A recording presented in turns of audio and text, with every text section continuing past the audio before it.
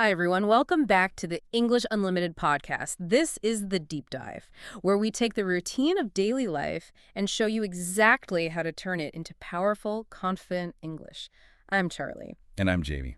And before we even get started today, I have to say, reading through our sources for this deep dive was, well, it was a little too real for me. Oh, I know what you mean. That whole idea of having a full conversation with your blanket in the morning, or that feeling of mental laundry where your brain is just so full of thoughts before you even sit up. Yes, that's it. Exactly. It's so comforting to know it's not just us. Totally. It just shows that even the people we're listening to, they sound so confident, but they also have that same struggle, that debate of, is being an adult strictly necessary today? Absolutely. And that's our mission for this deep dive. We're going to take that really simple grammar, the simple present tense, and just make it richer. Right. We're moving beyond I wake up, I eat. We want to get into the language you need to describe the feeling of the day.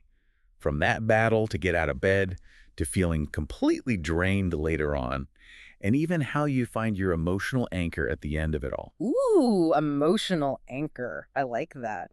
And speaking of powerful words, we're going to spotlight 5 really essential ones today, including adjectives like drained and cluttered. So you have to stay with us because at the very end, we've got a little pop quiz waiting for you. We do. It's a great way to make sure these words really stick. But before we get into all of that, if you're here to learn with us, please take just a second to hit that subscribe button for the English Unlimited podcast and maybe give this deep dive a like. Your support honestly helps us so much. It lets us keep making these detailed breakdowns for you. It really does. Okay, thank you for that. Now let's jump in right at the beginning. The morning battle. The first hurdle of the day. Okay, so let's unpack this. Our sources gave us a whole range of morning routines, which is great. It shows there's no, one right way to start your day. Right.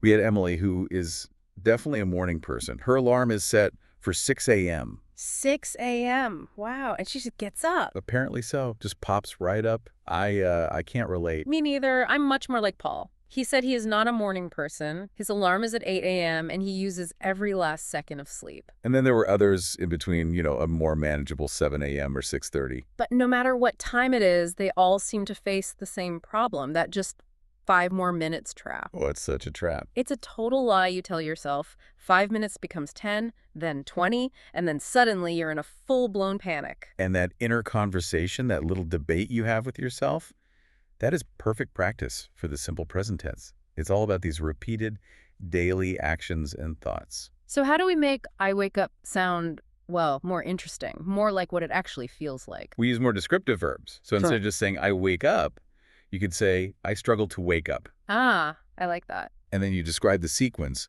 I sit up, I stretch my arms, and then that little self-talk moment, I say, okay, let's go. Yeah. Those short sentences are your foundation. It's about the emotional steps, not just the physical ones. I get that. And then comes what one of our sources called the restart button. Yes.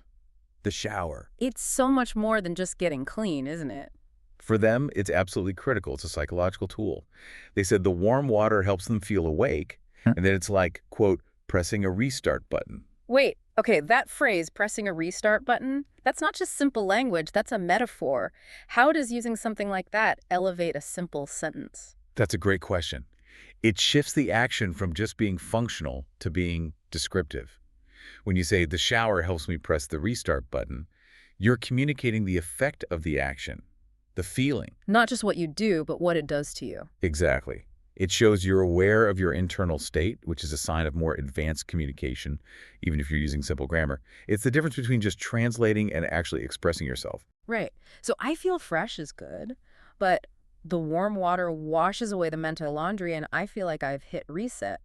That's much more engaging. Precisely. Simple action, big linguistic impact. So after the restart button, it's time for breakfast. Fueling up. And here again, we got a great contrast in habits, which gives us lots of simple sentences to practice. Yeah, on one side you had the really efficient people, the ones who just want something quick, tea and toast or yogurt and fruit. They prioritize speed. And then you have someone like Paul who needs a big breakfast. He has eggs and toast because he needs to feel ready for a long day of coding. And of course, the weekend dream. Pancakes. Pancakes on the weekend, yes. The variety here is great for learners because you can just describe your own reality. I grab a banana, or I cook eggs. And the most important thing here is to really nail that simple present structure. I eat fruit, I drink coffee, I prefer T. Short, clear, perfect. Every time you say it, you're reinforcing that core subject-verb pattern. Okay, breakfast is done. Now for that final critical step, leaving the house. The final checklist, this is that quick routine of getting dressed, checking the weather, putting the laptop in the bag. And that little chant in your head, wallet, phone, keys. Wallet, phone, keys, yes. And this brought up that story that just gives me instant anxiety. The one about forgetting your keys and locking yourself out. Ugh, it's the worst feeling. It is, because it's such a simple mistake, but it completely derails your entire morning. And the word they used to describe it was embarrassing. And I think we should quickly define what that really means. Right, because it's not just being shy or sad. What's the specific feeling of embarrassing? Embarrassing is when you feel uncomfortable or really silly because you think other people might be judging you for a mistake. Mm. Locking yourself out is embarrassing because it feels so foolish. It's a simple error that you feel you shouldn't have made. It's the shame of a clumsy mistake. And for them, that one experience completely changed their routine. It did. They said now they always double-check the keys. Hmm. That one embarrassing moment created a new non-negotiable step.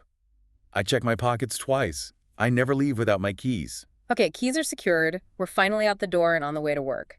And the jobs mentioned were really different. Yes, a great contrast. We found out that two of the people are actually besties, best friends who work together as software engineers. So their day is very technical, lots of screen time, problem solving, and what they called the constant threat of so many emails. The endless emails. So let's practice our verbs. What does a software engineer do every day? Okay. They write code. They fix bugs. They test programs. They attend meetings. And they face all those emails. It's all very active, precise language. And then you have the complete opposite with Emily, who works in a library. Her routine is so different. Totally different, but the grammar is the same. Emily greets visitors, she organizes books, she recommends stories, and my favorite part, she reads to children. That's lovely. But here's the thing. They're doing these intense jobs all week. Why are they also making a podcast? And that's where they introduce the phrase passion project. It's something they do just because they love it, outside of their main job, often on weekends or late at night. So passion here isn't just about romance. It's a deep enthusiasm for something that actually gives you energy. Exactly. It's the one project you don't feel drained doing. Good point. Okay, so between home and the passion project, there is the big obstacle, the commute. Yes. The daily journey that can make or break your mood. And we got two very different experiences. First, the driver. And for them, driving wasn't a convenience, it was stressful. Very stressful. They talked about traffic jams, the sound of honky horns, and the nightmare of finding a parking spot. Using nightmare, there is such a great step for learners. It's not a real nightmare, a bad dream, but it shows extreme frustration. It signals that the experience is just truly, truly terrible. And then you have the bus rider, a totally different set of problems. A different physical challenge. They said the bus is often crowded, they have to stand the whole way, and then they use this amazing image, swaying left and right, half asleep like a zombie. Swaying like a zombie. That is so vivid, you can just picture it. And again, this all comes back to simple present practice. I drive my car, I take the bus is crowded. Wait, okay, I hear that word commute a lot. I feel like it's one of those words that's simple, but I'm not always sure how to use it. Is it just the trip, or is it more than that? That's a fantastic question because it's such a common and useful word. So at its core, a commute is the regular trip you make between your home and your work or school. It's defined by being a routine. So it's not just any trip, it's the trip you do every day. Exactly. Okay, so can you give us some examples, like a formal one, a casual one, and maybe a funny one? Of course. I've got three ready. Number one, the formal use. You might hear this in a news report. My daily commute takes 45 minutes by train. It's very factual. Simple. Logistics. Got it. Number two, the casual one, focusing on the feeling. This is what you'd say to a friend. Ugh, the evening commute was terrible today. Yeah, that sounds familiar. And number three, a funny or weird one, focusing on fantasy. If I win the lottery, my new commute will be walking 10 feet from my bed to my home office. Huh. That's the dream commute. I love it. Yeah. Okay, let's try a quick role play with it. Let's say we're trying to plan a movie night. I'm ready. Hey, so are you free to see that new movie on Friday around 7 p.m.? 7 is a bit tough for me on a Friday. My commute home can be really unpredictable. Sometimes it's 30 minutes. Sometimes it's over an hour. Oh, that's a long commute. What if we aimed for an 8 p.m. show instead? That gives you more time to get home and, not feel rushed. That would be perfect. Yeah. A later start time makes my stressful commute much less of a problem. Oh. Thanks. That shows how the word isn't just about the journey. It's a factor in planning your whole life. It really is. And just quickly, let's talk about collocations, words that often go with commute. You'll often hear long commute, stressful commute, daily commute. And the person who travels is a commuter. They might take a commuter train. That's super helpful. Learning those pairs makes you sound more natural. Okay, so the workday is finally over, that small victory of closing the laptop. Now it's time to wind down. And the trip home feels different, doesn't it? Even if the traffic is just as bad, your mindset is different because you're heading toward comfort. Exactly. Playing music, just sitting quietly. And then there's that moment you walk through your front door, the instant reset. My favorite one from the sources was the person with the dog, Max. The first thing they do is say hello to the dog. That unconditional joy must be the perfect way to end the workday. It has to be. And then we get the physical changes. Taking off the work shoes for what they call barefoot peace. I love that phrase, barefoot peace. Or changing immediately into soft clothes. Yeah. It's like you're intentionally shedding the work version of yourself. And the second shower of the day, not for being dirty, but as a ritual to wash away the stress. They described it as imagining all the stress going down the drain. It's an active process. I close my eyes. I let the stress go. But sometimes you get home and you're just empty. You don't have any energy left to unwind. Right. And that brings us to our next deep dive word. Drained. I hear this one when people are more than just tired. It's like a level beyond exhausted. What's the real difference? The difference is really important. Drained means you're extremely tired. But specifically, it implies that all your energy, physical, mental, emotional, is completely gone, like a battery at 0%. So exhausted is being very tired, but drained is feeling empty. Exactly. That sense of emptiness is key. Let's do 3 examples to really get it. Number 1, a formal example. After the long negotiation, the manager felt emotionally drained. This implies it'll take time to recover. Okay. Number 2, a casual one. I finished the marathon feeling totally drained. That's pure physical depletion. Makes sense. And number 3, a funny one.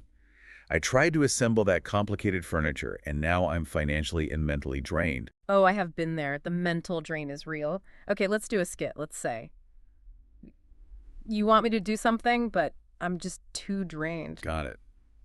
I'm ready. Hey, I know you just got home, but can you help me move this table really quickly? Oh, I'm sorry. I really can't. I had back-to-back meetings all afternoon, and I am just completely drained. My brain feels like mush. It'll only take 2 minutes. I know, but even thinking about lifting something feels impossible right now.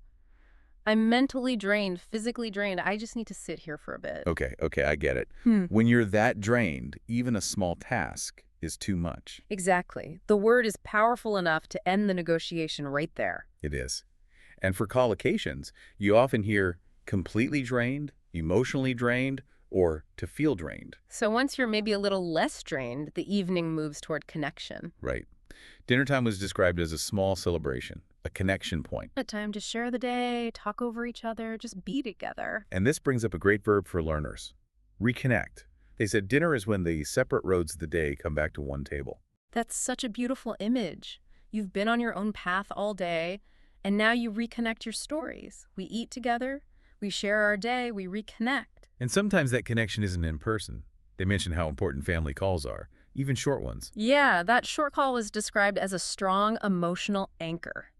And that is a fascinating metaphor. It's our next deep dive. It is. So a physical anchor for a boat, I get that. It stops it from drifting away. But how can a person or a habit be an anchor? It's one of my favorite metaphors. When we call something an anchor, it means it's the thing that makes you feel steady and safe when life feels chaotic or difficult. Life is the stormy sea. The anchor keeps you grounded. It provides stability. I love that. Okay, give us the examples. Number 1, the formal use. Her morning routine serves as an anchor during chaotic weeks. Here, it's about structure providing safety. Okay. Number 2, the casual one. My best friend is my anchor. She always listens when I'm stressed. Here, it's a person. The most common use, I think. And number 3, a funny one. That old ratty blanket is my anchor. I can't sleep without it. Here, it's an object providing comfort. That's surprisingly relatable. Okay, let's do a skit where one of us is having a tough day and needs an anchor. I'm ready. I'll be the one having a tough day. Hey, you seem really stressed out. What's going on? I am. Work was just so chaotic today, and I feel like I'm kind of floating, you know, unsteady. I get that feeling. It sounds like you need to find your anchor. What's the one thing that always makes you feel calm? I guess talking to my brother always helps. Then that's what you need to do. He's your emotional anchor. Go call him. Let that conversation hold you steady for a few minutes. You're right. I need that. Thanks for reminding me to drop my anchor. That worked well. It shows it's an intentional act. It is. And for collocations, we hear strong anchor, emotional anchor, or we say something acts as an anchor. Okay, so after dinner and connection, we get to the final essential part of the evening, the do not disturb time. Personal time. This is where the real recharging happens. And we heard about different hobbies. Paul plays the guitar. That's an active way to unwind. And then Emily, the reader, goes to her reading corner. That specific space, a chair, a blanket, is her defined comfort zone. A comfort zone is such a key B1 idea. It's where you feel safe and stress-free. But it's for recovery, not for growth. Exactly. Peace, not progress. And another habit they mentioned was writing, just a few lines. Today was hard, but I didn't give up. And that act of writing, they said, makes the mind less cluttered before sleep. Which brings us to our next word. It does. Cluttered. I know clutter on my desk, physical mess. But what's the difference between my mind being busy and my mind being cluttered? That is a great question. A busy mind is active. A cluttered mind is messy and disorganized. It means you have too many thoughts, too many worries, all piled on top of each other, and you can't find your focus. It's a mental mess. You can't find the thought you need. Let's hear the examples. Number 1, formal. The CEO's schedule was too cluttered with unnecessary meetings, so it could apply to time. Number 2, casual. My desk is so cluttered I can't find my pen. The classic physical use. Been there. And number 3, a funny one. After eating 3 different types of dessert, my stomach feels delightfully cluttered. Huh. I like that one. Okay, let's do a skit where one of us has a cluttered mind and can't focus. I'm ready. I'll be trying to help you. Okay, so let's plan our weekend trip. Do you want to leave Saturday morning or Friday night? Size. I can't think about that right now. I just finished paying all my bills online, and my mind is so cluttered with numbers and dates and passwords. Ah, I see. Your brain is full of mental clutter. You can't make a new decision until you clear some of that out. Exactly. If I try to plan a trip with a mind this cluttered, we'll end up booking a hotel in the wrong city. Fair enough. We'll plan later, after a mental cleanup. That really shows how a cluttered mind stops you from functioning. And collocations. You'll hear cluttered mind, mentally cluttered, or cluttered desk or room. So once the mind is a little less cluttered, it's time for the final routine. And here we get that classic contrast. The night owl versus the morning person. Right. Emily, the morning person, is in bed by 10 p.m. to get her full 8 hours. And Paul, the night owl, stays up until 11:30 or midnight. He loves the quiet of the late evening. But the final steps are the same for everyone. Brushing teeth, changing into pajamas, and then the trap. The phone scroll.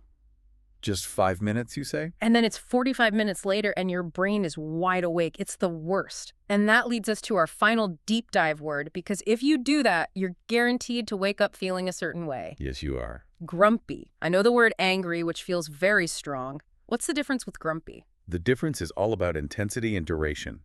Grumpy means you're in a bad mood and easily annoyed. It's a mild, temporary state. It's not rage, it's irritability, usually from hunger or lack of sleep. So if I spill coffee on you, you might be angry. If I wake you up too early, you'll be grumpy. That is the perfect distinction. Let's do the examples. Number 1, formal. The lack of sleep left the politician looking quite grumpy during the press conference. It's an observation of a mood. Okay. Number 2, casual. Don't talk to the baby before his nap. He gets really grumpy. A direct cause and effect. Very true. And number 3, a funny one. My cat gets grumpy if I move his favorite sleeping spot by even an inch. Cats are the definition of grumpy. Okay, skit time. I'll wake you up way too early and be way too cheerful. Oh boy. I'm ready. Loudly. Good morning. It's a beautiful day. The sun is shining. Muttering. Oof. Yeah. It's too bright. And you're too loud. Oh, so I'm a little grumpy this morning. I'm not a little grumpy. I'm very grumpy. I didn't sleep well. Please just be quiet for a few minutes. I need coffee before I can handle cheerfulness. Understood. 1 coffee coming right up for the glumpy one. It's perfect.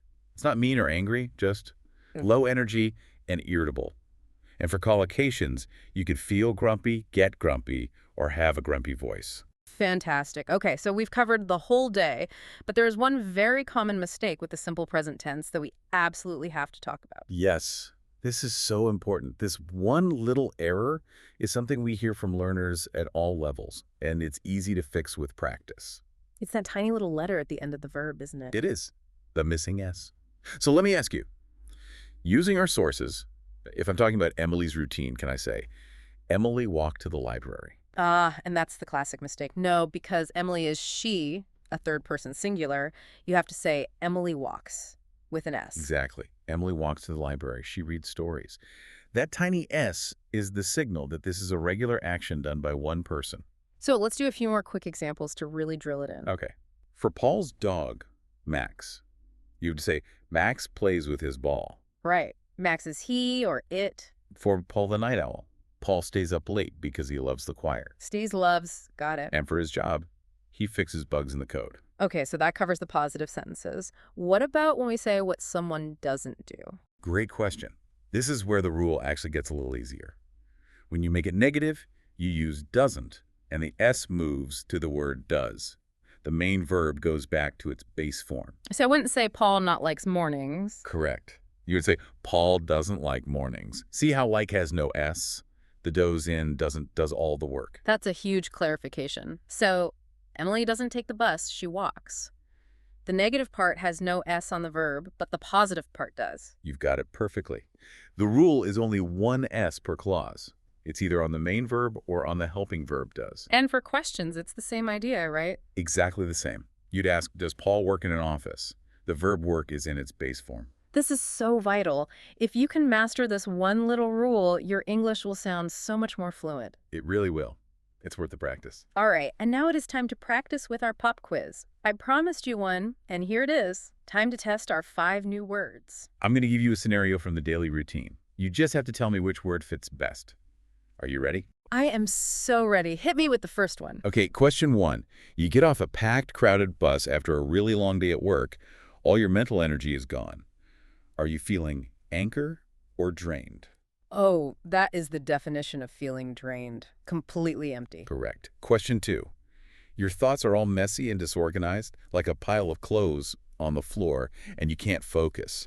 Is your mind grumpy or cluttered? That's a cluttered mind, for sure. Time for a mental cleanup. Perfect. Question 3.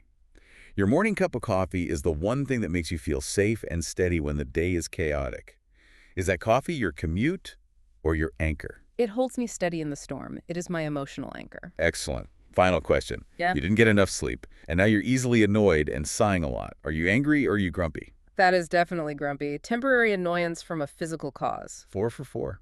You nailed it. And I hope all of you listening did as well. This has been such a good deep dive.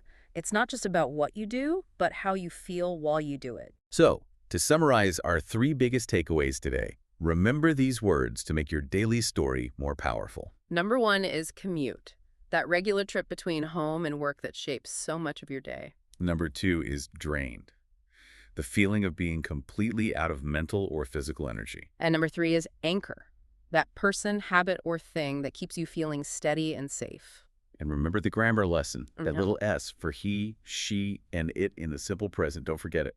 And that leads us to your micro challenge for today. We want you to use one of our 5 words, commute, drained, anchor, cluttered, or grumpy, in a sentence about your own day. Write it down, say it out loud, make it active. That's how you go from listening to speaking confidently. And finally, thank you so much for joining us. If you enjoyed this deep dive and want more, please remember to like and subscribe to the English Unlimited podcast. We love digging into the language with you. I'm Charlie. See you next time. And I'm Jamie. Bye.